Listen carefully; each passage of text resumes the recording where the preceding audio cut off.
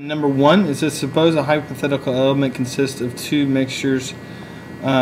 mixture of two isotopes. One isotope having 44 AMUs is present at 25.5% abundance, while the other isotope having a mass of 46 AMUs accounts for the other 74.5%. What should be the experimentally determined atomic weight for this hypothetical element? It could be atomic weight or atomic mass, either one. It means the same thing. Okay, the reason why we box AMUs is because all we do to find our average atomic mass or our atomic weight is we take our AMUs. In this case, we have 44 AMUs. We multiply it by a percent. Now remember, whenever we multiply by a percent, we have to move the decimal 2 places, so this is going to be 0.255. And then we take our other AMU and multiply it by its percent, which we move it 2 places, and it'll be 0.745. And we go ahead, we multiply those guys out, and we would get answers of 11.22, 34.27, and we go ahead and add those guys together to get our atomic weight of 45.49 AMUs. Okay guys, on number 3 it says find the average atomic mass of the element given the isotope percentage of 75% of chlorine 35 and 25% of chlorine 37. Now, same thing here as we're finding, it's the same as finding the atomic weight, it's the average atomic mass. Main thing here is it's a little bit different. It doesn't tell us AMUs, but it does give us the chlorine 35, which is in hyphen notation.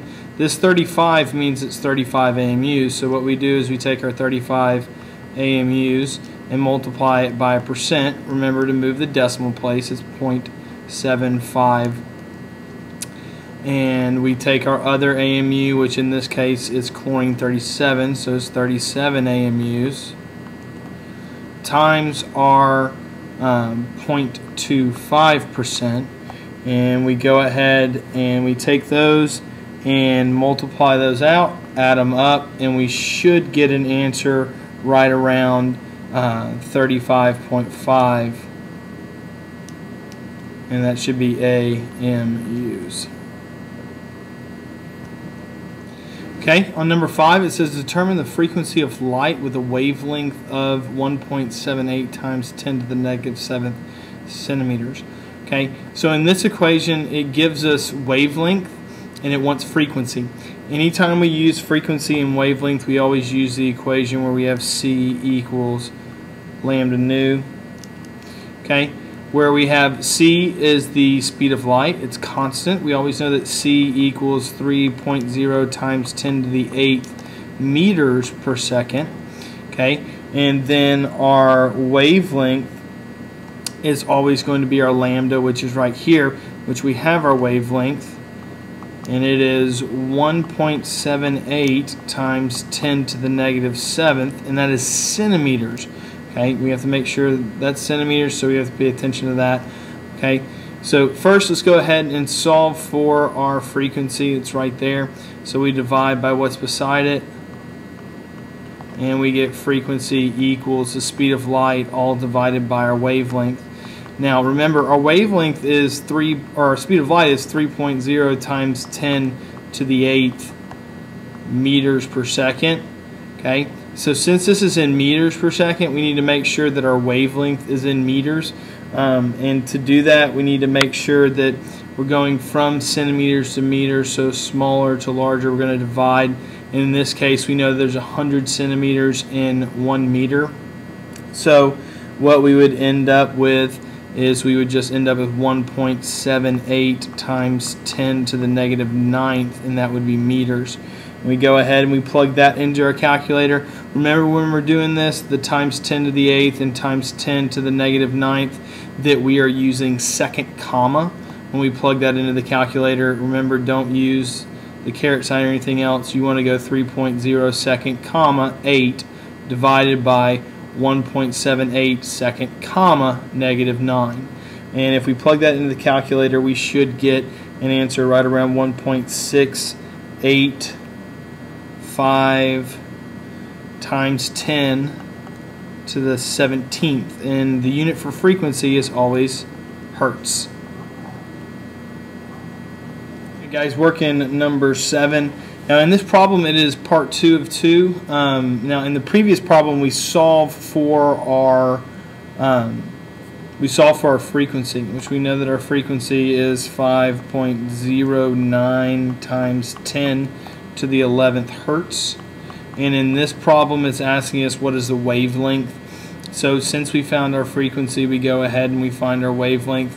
We have our frequency, we're wanting wavelength, we're going to use the equation C equals lambda nu, and we're solving in this case for wavelength, so we go ahead and divide both sides by nu, which we get lambda equals the speed of light all over our frequency. And remember, the speed of light is constant, it never changes, 3.0 times 10 to the 8th meters per second, all divided by our frequency of 5.09 times 10 to the 11th hertz. Okay, we remember, plug it in the calculator, we use second comma. When we go ahead and we do that, we see that we get an answer of 5.9 times 10 to the negative 7th. Okay, working number 9 out, we see that it says complete the nuclear equation. Now remember, on nuclear equations you just have to make sure that the mass number on top on both sides equals. So we look on our reactant side, we have a mass number of 253 and 4. So we add those together, 253 plus 4 is going to give me 257. Okay, so on my reactant side I have 257. Now we also have to make sure that our atomic numbers match up. So we have 99 and 2, we add those together and we would get a total of 101 for our atomic number. Now on the other side we have to have the same amount. We have to have 257 and 101.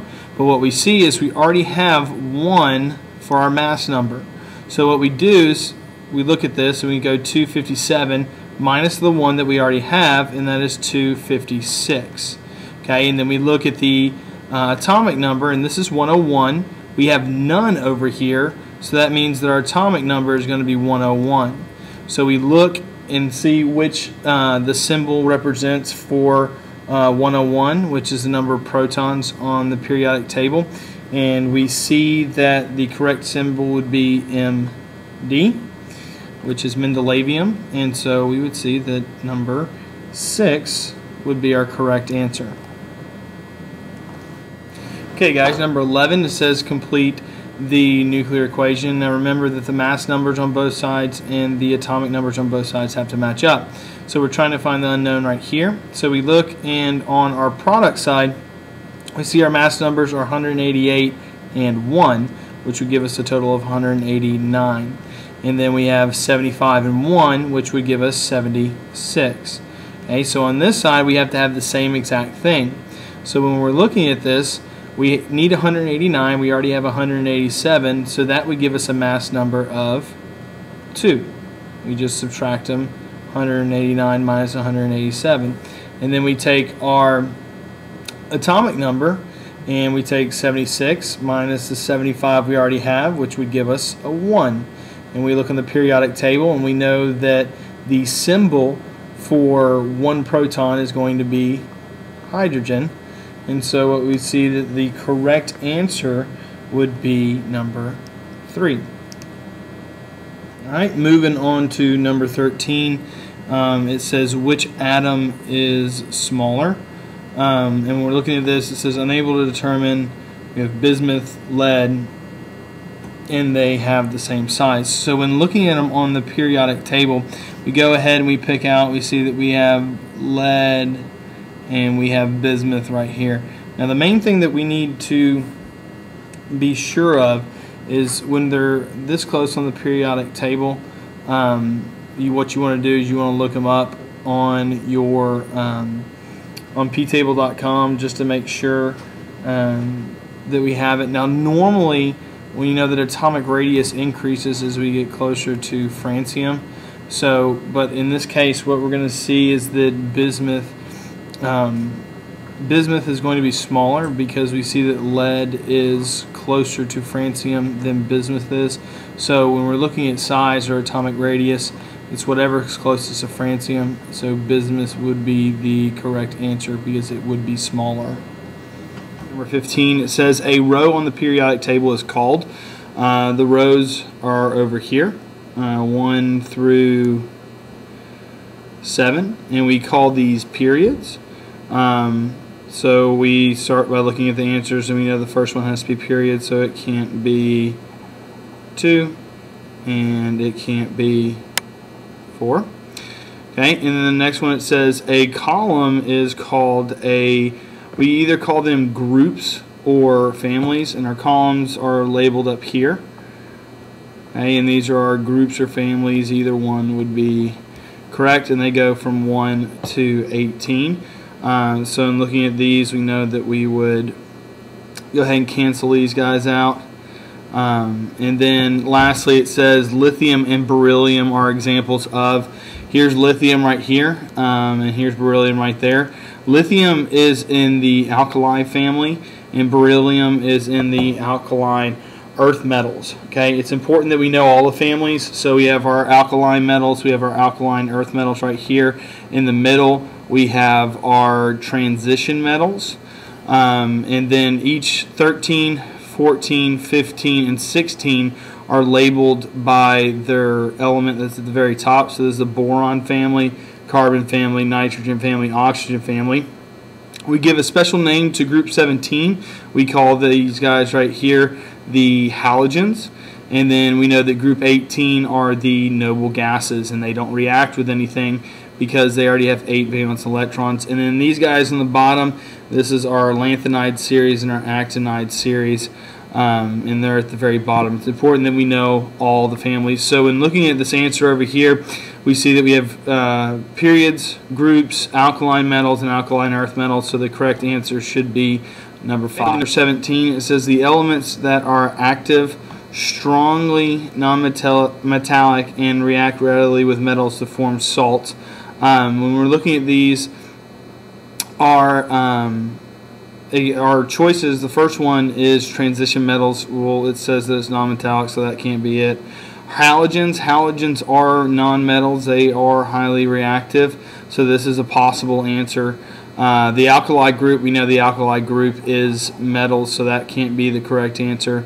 Noble gases don't react with anything, and it says here that they react readily with non-metals, so we know that noble gases can't be it. And then our rare earth metals are going to be our lanthanide and actinide series, and those are metals. Or rare earth elements, and those are metals, so those don't count. So the only possible answer that it could be is number 2, halogens. Guys, moving on to number 19, it says write the electron dot notation for the element P, which is phosphorus. Now when we're looking at this, when we're writing electron dot notations, the one thing that we have to keep in mind is that the electron dot notations represent the valence electrons. Okay, and remember, the valence electrons have to deal with the group numbers. So when we're looking at it, we know that group 1 has 1 valence electron, group 2 is 2. We skip on over to 13, it has 3, 14 has 4, 15 has 5, 16 has 6, 17 has 7, and 18 has 8. And these are a number of our valence electrons.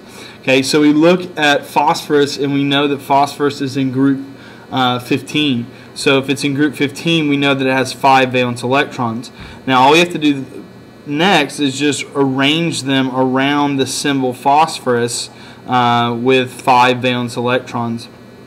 And we can go ahead and we can just start by 1, 2, 3, 4, and 5. Okay, and we go ahead and we put those around, and we see that that's the symbol that we're looking for. Now realize that it can switch. You can have the 2 dots over here and then have where it looks like this, and just move the 2 dots over there, and it represents the same thing. So the main thing that you're looking for in your answer is that you just have 2 electrons together and then 3 electrons spread out. So in looking at our answer choices, we see that the correct answer would be number 7, because it has 2 electrons together and then 3 spread out. So number 7 would be the correct answer. Moving on to number 21. Number 21 says, what is the correct electron configuration for magnesium? First thing we have to do is remember we have our blocks. We have our S block.